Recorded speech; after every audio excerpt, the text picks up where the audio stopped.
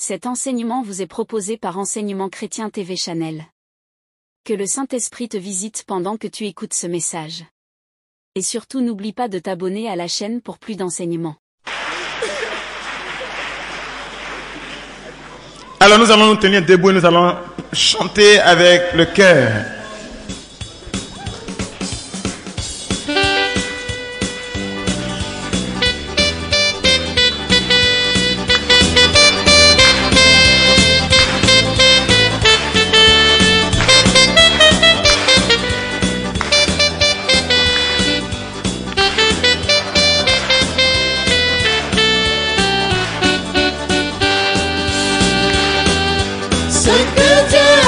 Pour moi, je ne peux pas tout raconter.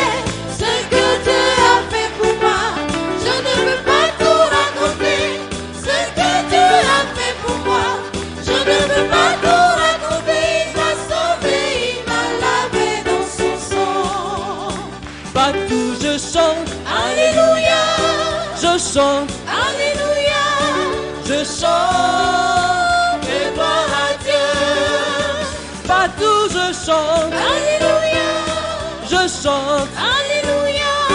Je chante, gloire à Dieu. partout je vis, Alléluia. je vis, Alléluia. je vis, et gloire à Dieu. Par lui je vis, Alléluia. je vis, Alléluia. je vis, et gloire à Dieu.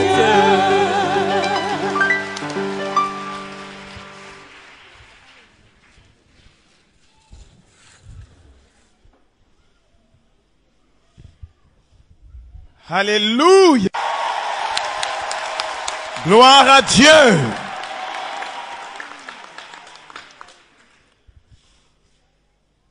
Mes bien-aimés, ne vous laissez pas dérouter parce que vous êtes mis à l'épreuve. Si l'on vous fait souffrir,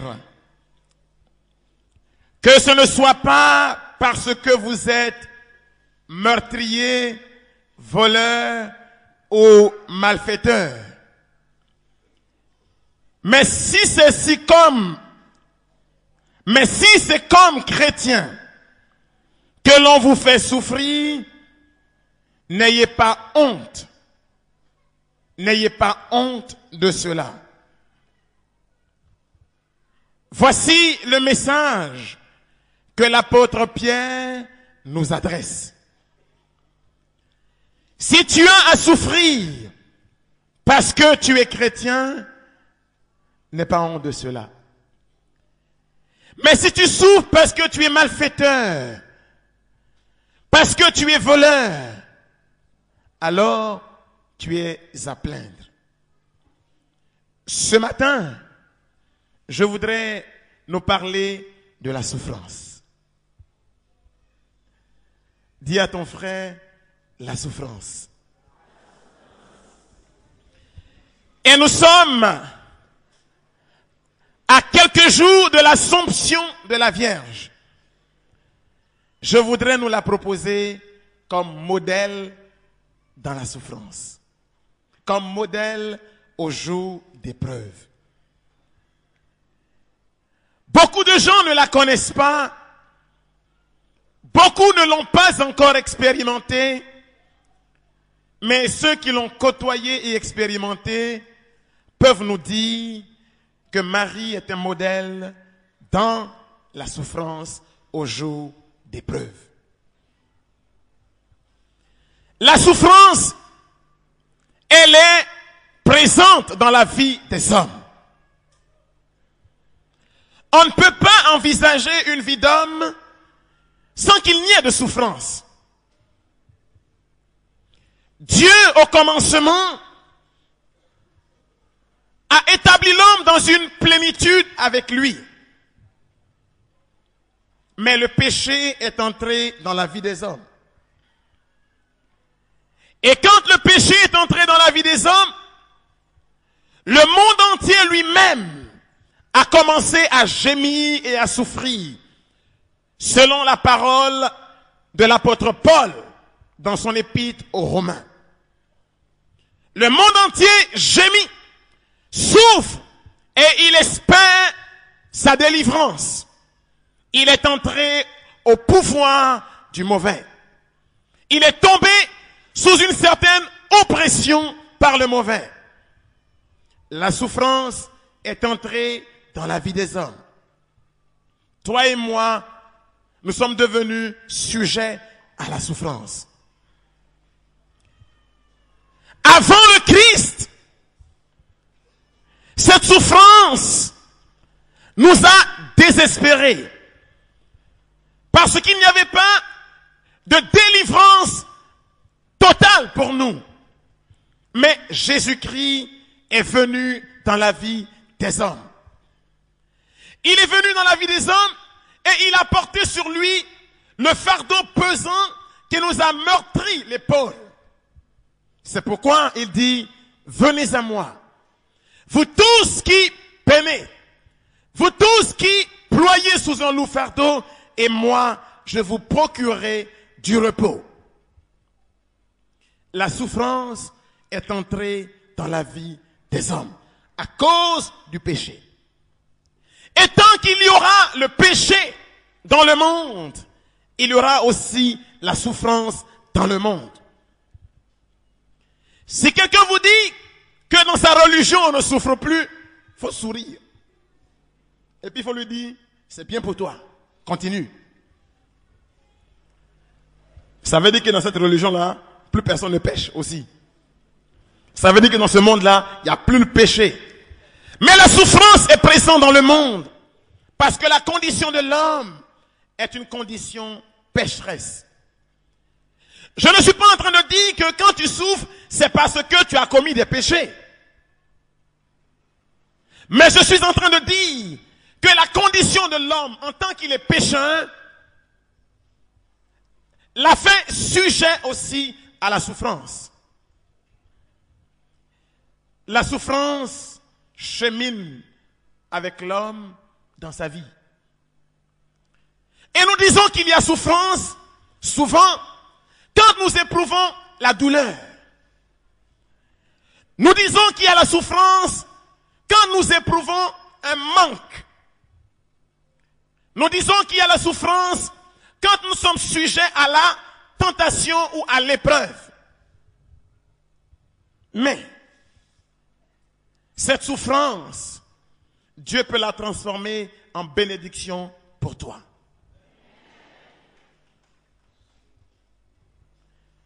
Un jour, que l'on a apporté devant Jésus un jeune homme qui était aveugle de naissance, on a dit à Jésus, regarde sa condition est bien triste. Depuis que cet enfant est né, jamais il n'a vu la lumière du jour. Est-ce à cause de ses péchés qu'il souffre? Est-ce à cause du péché des membres de sa famille qu'il souffre? Il y en a beaucoup ici à qui on a dit ça. Tu dis que tu pries, tu dis que ton Dieu est vivant, mais pourquoi tu souffres? Est-ce que ta vie est claire? Et souvent, quand nous suspectons quelqu'un d'être mauvais, quand la souffrance survient dans sa vie, on dit, c'est Dieu qui est en train de le punir. C'est vrai ou c'est pas vrai?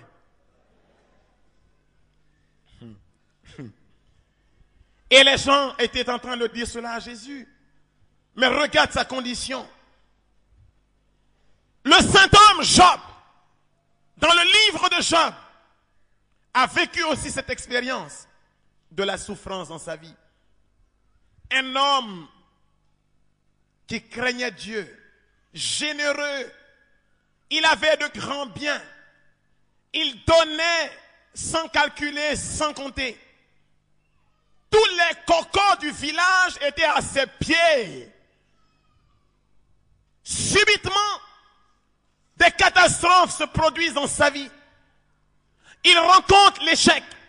Il expérimente son baptême de feu. Il est tenaillé par l'épreuve. Les amis infidèles, les faux frères, ont commencé à reculer. Faut pas que sa poisse me touche. Ils l'ont laissé dans sa condition. Il y en a même qui sont venus lui dire, entre nous, tu as fait quoi à Dieu même? Jusqu'au jour où son intime lui a dit, maudit Dieu et meurt. Et dans sa complainte, Job avait dit à Dieu, mais Seigneur, je te prends en procès. Si tu as trouvé quelque chose en moi qui est irréprochable, dis-moi, parce que je n'en peux plus. Ah Yahweh, dis-moi et puis ça va finir. J'ai fait quoi?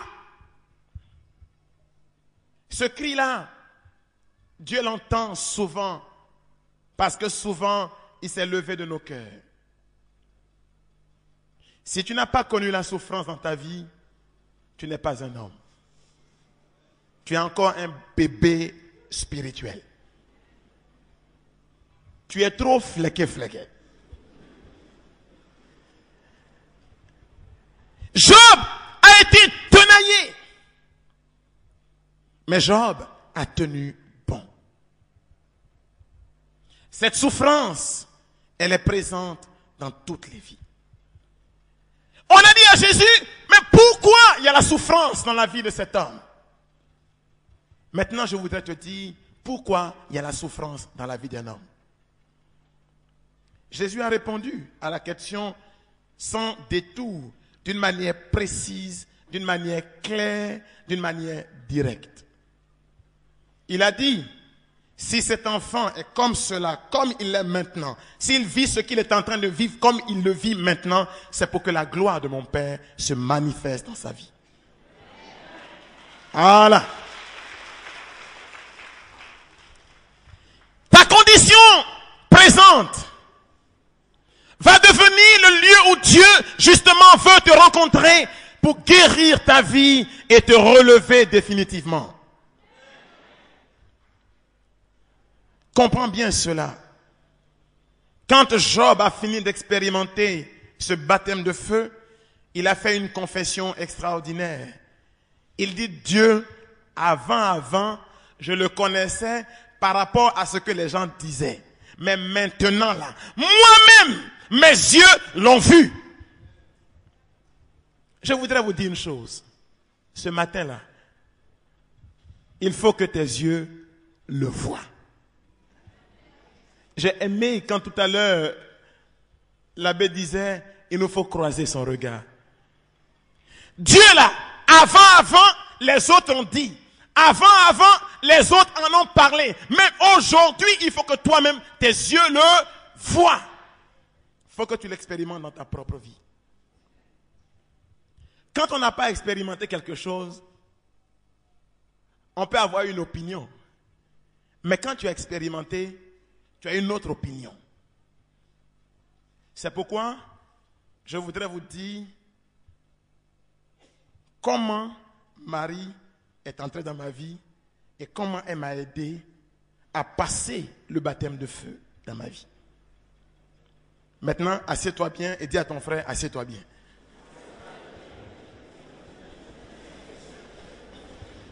Et puis ouvre tes oreilles.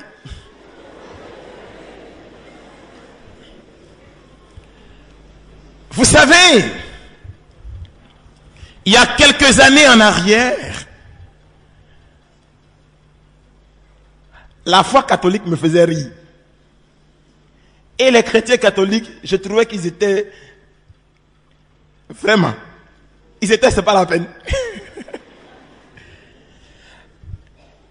J'étais choqué de voir les nombreux chapelets, les statues, et tout ça. Parce que je n'y adhérais pas. Pour moi, Jésus-Christ et la Bible, ça nous suffit.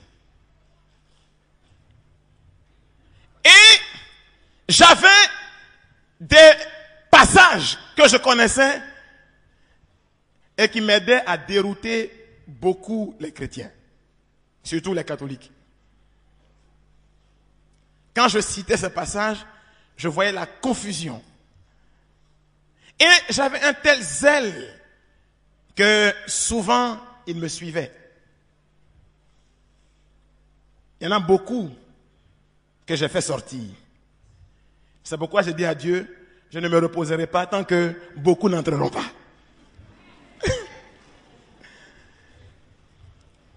Et puis, j'étais assemblée de Dieu. Hein.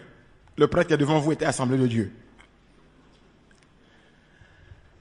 J'étais assemblée de Dieu quand un de mes frères, gloire soit rendue à Dieu, aujourd'hui il est prêtre aussi, je lui avais prêché l'évangile et j'avais fait mes démonstrations pour dire, prier Marie c'est de l'idolâtrie. Avoir un chapelet c'est de l'idolâtrie. Avoir des statues dans les églises c'est de l'idolâtrie. Je lui avais prêché et j'avais mélangé un peu sa foi. Donc, il m'avait suivi. Il était mon compagnon de tous les jours. Et puis un jour, il m'a dit quelque chose qui m'a fait tellement rire. Il est venu me trouver, il m'a dit, j'ai vu une retraite organisée par le renouveau charismatique catholique. J'ai commencé à rire. Qu'est-ce qui peut sortir de bon dedans? Il dit non, la retraite là, on dit que c'est pour faire des évangélistes, des évangélisateurs dans l'église catholique. Catholique fait évangélisation aussi. Et donc, la curiosité, j'ai dit, on va aller voir. Et nous sommes partis voir. C'était à Boaké, à l'école des infirmiers. Les années, je ne sais plus combien, 89 par là. On arrive à Boaké, je vois des jeunes gens qui aiment le Seigneur. Une assemblée catholique mais fervente. Et les gens prient et vraiment moi aussi j'étais emporté dans la prière. On a prié. Et à la fin de la prière, on dit qu'on fait un partage pour savoir ce que les gens ont ressenti et tout. Et à mon grand étonnement, la première personne qu'on interroge, il vient au micro, j'ai senti la présence de la Vierge Marie. J'ai dit à arrière, Satan!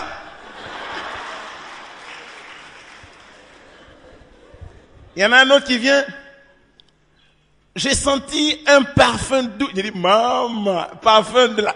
Arrière, Satan! J'étais fâché. Et puis, on est sorti, on en a ri, Alphonse et moi, et puis je voyais que mon ami était un peu convaincu. Toi aussi. Je l'ai fait asseoir, j'ai ouvert ma Bible, j'ai sorti tous les versets. Faut pas te laisser distraire par les gens là. Premier jour. Deuxième jour. Le deuxième jour au soir, je me couche. Est-ce que je dors? Est-ce que je ne dors pas? Je ne sais pas. Mais je vois une femme qui rentre dans ma chambre. Elle vient, elle s'assied sur le rebord du lit. Je sens qu'elle communique une douceur extraordinaire. Elle me passe la main dessus. Mamma mia. Je me lève brutalement du lit. Je ne vois pas. J'ai commencé à lier tous les esprits de Marie qui étaient là. Tous les démons des sirènes des eaux. D'esprit du Vatican. Hein? J'ai lié tous les esprits qui me passaient par la tête. Je me couche, elle est là. Toute la nuit a été cette lutte. Le matin, je ne comprends pas. J'ai dit à mon frère, moi je vais repartir à Abidjan. Il y a quelque chose ici là qui n'est pas clair. Et puis, un de nos frères, parce qu'on était un groupe de 4 personnes, il est venu me voir, parce que pendant qu'on faisait la retraite, moi j'étais en train de les évangéliser pour les amener chez moi. Hein. J'avais une autre préoccupation. Alors, il y en a un, j'ai commencé à le dérouter un peu, et puis il m'a sorti comme ça. Si jusqu'à la fin de la retraite, la Vierge ne s'est pas révélée à toi, dès qu'on arrive à Abidjan, tu viens me chercher, je deviens Assemblée de Dieu.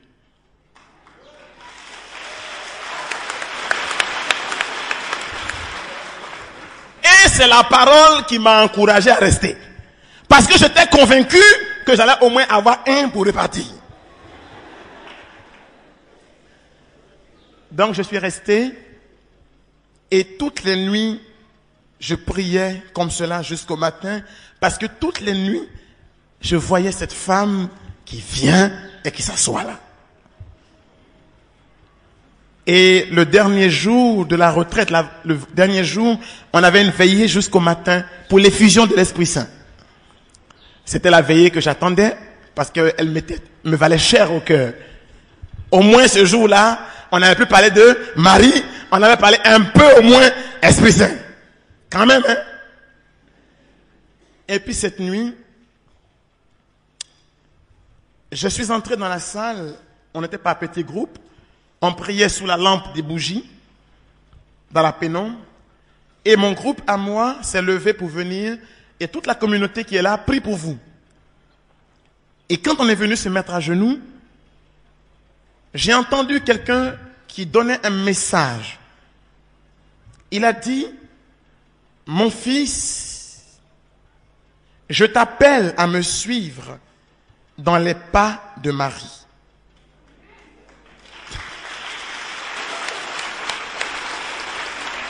Pendant que vous vous applaudissez, ce jour-là, moi j'ai dit, je lis cette parole, arrière Satan. Je n'y croyais pas du tout. Et je suis allé m'asseoir. Quand je me suis assis à ma place, je ne sais pas ce qui s'est passé, mais c'est comme si j'ai eu un léger sommeil et j'ai vu un ciel nouveau. Et ce ciel nouveau était éclairé par, aujourd'hui je sais c'est un rosaire, mais un grand chapelet qui remplissait ce ciel nouveau. Tout blanc. J'ai été tellement choqué que j'ai réagi et les gens qui étaient à côté m'ont regardé, ne comprenaient pas. J'ai eu l'impression que ce chapelet tombait sur moi. Alors je suis sorti de la salle parce que là je n'en pouvais plus de supporter ça. Ça m'avait tellement énervé de voir ça. Ah, j'étais fâché. Alors, tout le long du chemin, je disais au Seigneur, mais ces catholiques idolâtres, il faut que tu me révèles pourquoi ils adorent leur mari là, et puis tu vas me dire comment faire pour les enlever parce qu'ils adorent. Et je me plaignais et je partais tout seul dans le noir jusque dans ma chambre. J'étais fâché. J'arrive dans la chambre, je rentre, et ce qui s'est passé, je ne sais plus. Je me suis retrouvé tout le long, tombé comme par terre. Subitement, c'était comme si je dormais. Enfin, je ne sais pas comment vous dire, hein, mais en tout cas, j'étais par terre. Et puis, je vois, pendant que je suis par terre, j'allais quelque part. Et je suis arrivé devant une grande porte.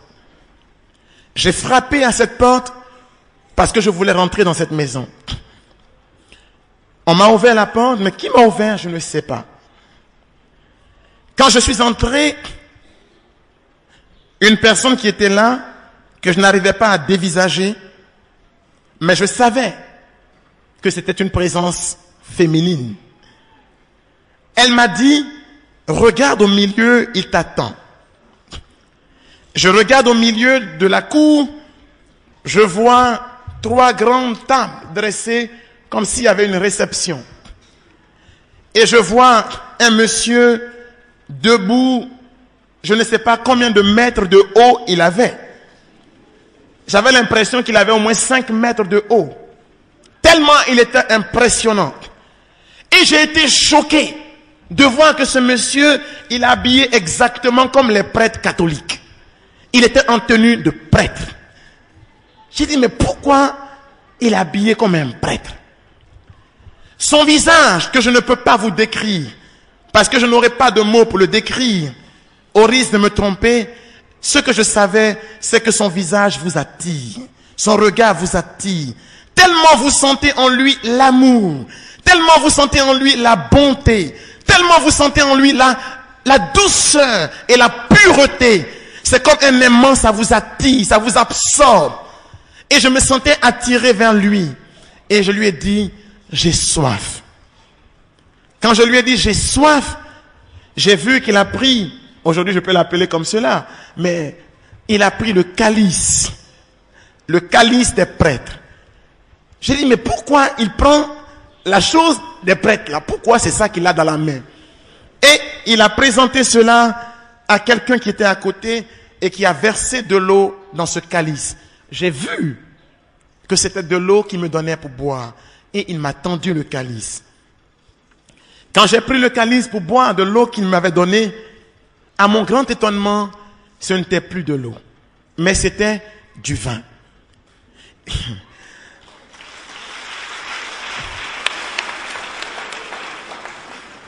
Et quand j'ai porté ce calice à ma bouche, l'odeur du vin était tellement forte, je ne sais même pas si j'ai bu, mais tellement l'odeur était forte que je me suis réveillé brutalement et j'ai vu que j'étais couché par terre dans ma chambre. Et je me suis levé à ce moment-là. Mais ce qui était extraordinaire, c'est que quand je me suis levé, j'ai senti que toute la pièce où j'étais était remplie de cette odeur de ce vin-là. Et je voulais donc sortir, parce que je ne comprenais pas ce que je venais de vivre. Mais en sortant, je me suis rendu compte que j'étais saoul. Vrai saoulé. Et je dandinais pour descendre les escaliers, tout ça. Je ne comprenais rien à ce qui m'arrivait. C'est à ce moment que les autres revenaient de la salle de prière. Et ils m'ont vu dans les escaliers. On dit, mais Raoul, qu'est-ce que tu as? Et moi je réponds, je lui ai demandé de l'eau à boire, il m'a donné du vin à boire.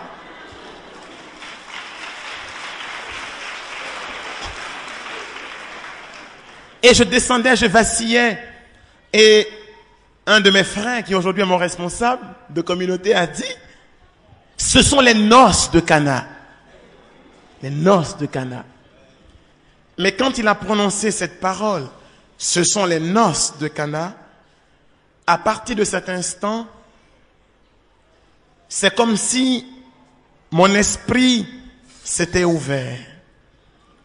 Et tout ce que je sais, c'est que ce jour même, à cet instant même, je savais que le Seigneur me demandait de devenir prêtre. Ce jour même. Maintenant, comment on fait pour devenir prêtre? Ça, c'est notre histoire. Mais je savais à l'instant même que je devais devenir catholique. Tout ce que je sais, ou presque, sur Marie, c'est comme si les pages de la Bible se tournaient dans mon esprit et je redécouvrais des choses que jamais je n'avais fait, sur lesquelles jamais je n'avais fait attention. Tout cela s'est imprimé dans mon cœur. Alors, j'ai compris que la Vierge, l'Église et le sacerdoce, c'était trois choses très liées. Moi, je devais devenir prêtre catholique dans l'Église catholique. Ça, c'était clair. Mais maintenant, le plus dur restait. Quand je suis arrivé à Abidjan, je dis maintenant, quand je vais aller à l'église et puis je vais dire là, est-ce qu'on va pas dire que tu es devenu fou? Et comment tu vas expliquer ça? Et j'avais des craintes. Et là, c'est là où je dis, il faut respecter les vrais hommes de Dieu. Parce que les vrais, il y en a. Je suis allé dans mon église, mon ancienne église là. Je suis allé et je me suis assis devant le pasteur. J'ai dit, pasteur, on dirait que je deviens fou. Voilà ce qui m'est arrivé. Et je lui ai raconté ce que je viens de vous raconter. Et à mon grand étonnement, Il pose la main sur moi et il me dit, c'est le Seigneur qui t'a parlé. C'est Dieu lui-même qui t'a parlé.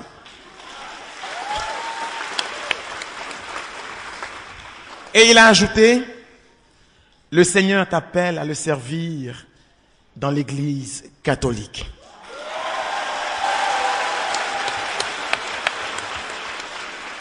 Alors moi j'ai dit, mais pourquoi toi alors tu ne viens pas aussi?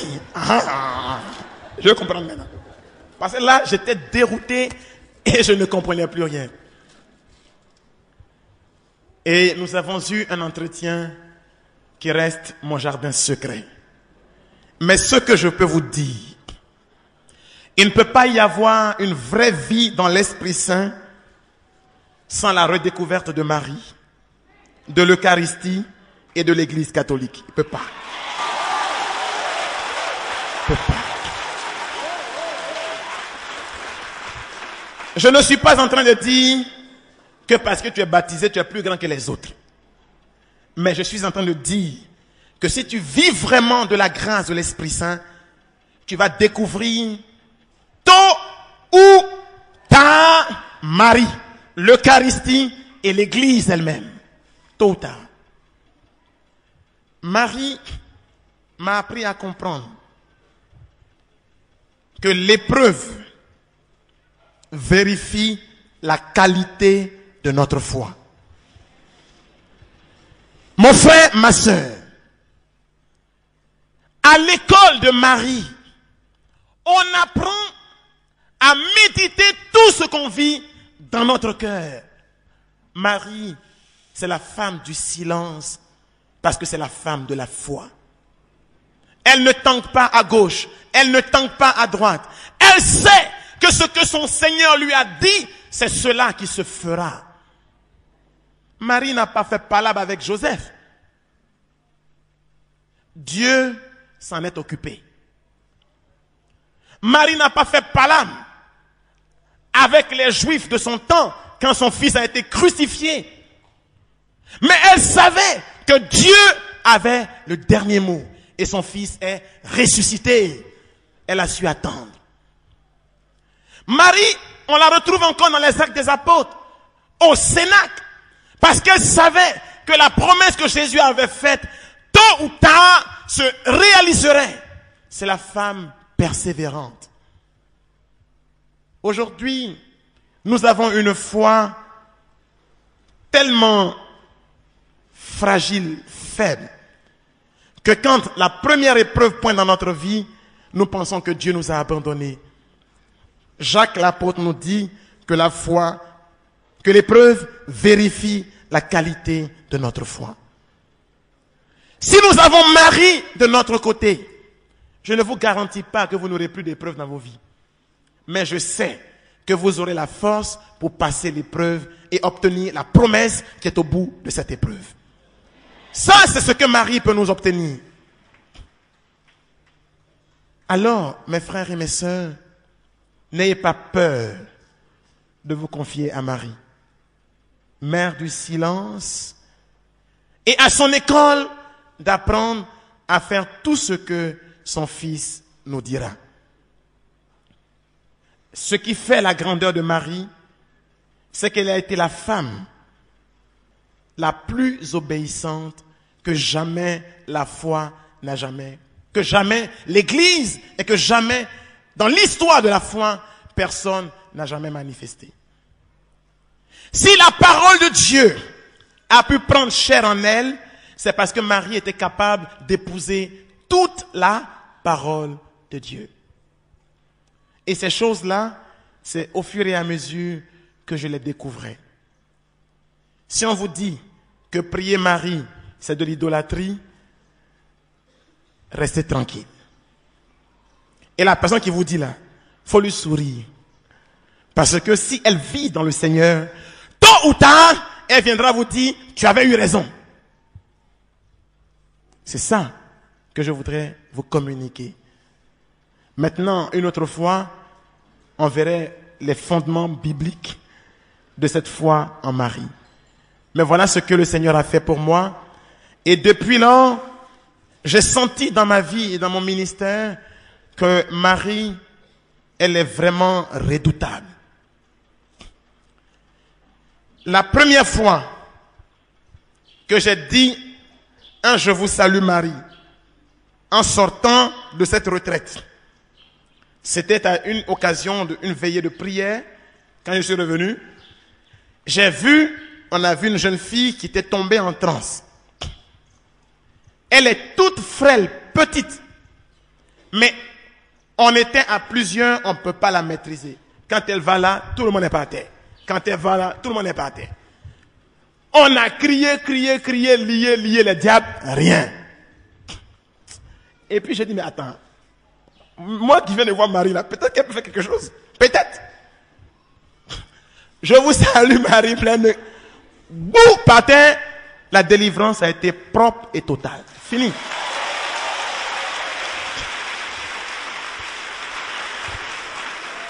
J'ai découvert que Marie, elle est plus terrible qu'une armée rangée en bataille. Plus terrible. Alors j'ai compris pourquoi le démon s'arrange aujourd'hui pour que même des chrétiens fassent palabre autour de Marie. Parce qu'il sait ce qu'il sait. Il sait que quand Marie étend son manteau bleu sur une âme, elle devient un danger pour son camp. Il le sait. Allez-y lire ce qui est écrit dans Apocalypse 12. Il sait que si tu attrapes ton chapelet là, c'est grave pour lui. Et je voudrais vous dire pour terminer, mes frères catholiques, qu'aujourd'hui, beaucoup de protestants et beaucoup d'évangéliques prient le chapelet. Si vous ne le savez pas.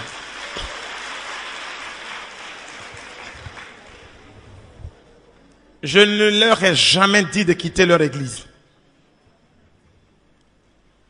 Mais je dis de compléter.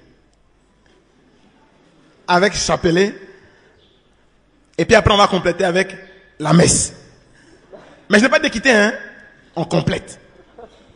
Maintenant quand on a complété avec chapelet et avec la messe, c'est que ça devient là. Vous-même vous savez. Il faut compléter. Alors tous mes frères évangéliques qui êtes là, protestants, Assemblée de Dieu, baptistes, pentecôtistes, qui êtes venus, je ne vous demande pas de quitter. Parce que Jésus-Christ, il est partout présent où on l'invoque. Jésus-Christ n'est pas venu pour créer une petite religion. Mais quiconque invoque le nom du Seigneur sera sauvé. Mais maintenant, il sera sauvé comment? Ça, je ne sais pas, hein? Si ça passe par l'église catholique aussi, mais il sera sauvé. Alors, je vous ai rendu ce témoignage pour vous édifier et pour que vous n'ayez pas peur de prier avec vos frères catholiques. Parce que celui qui est devant vous là, lui-même, il vient de loin. Donc n'ayez pas peur. Que Dieu vous bénisse. Que la Vierge vous couvre de son manteau bleu ciel. Alléluia. Amen. Cet enseignement vous a été proposé par Enseignement Chrétien TV Channel. Si vous avez été béni par ce message, abonnez-vous à notre chaîne pour plus d'enseignements. Que Dieu vous bénisse.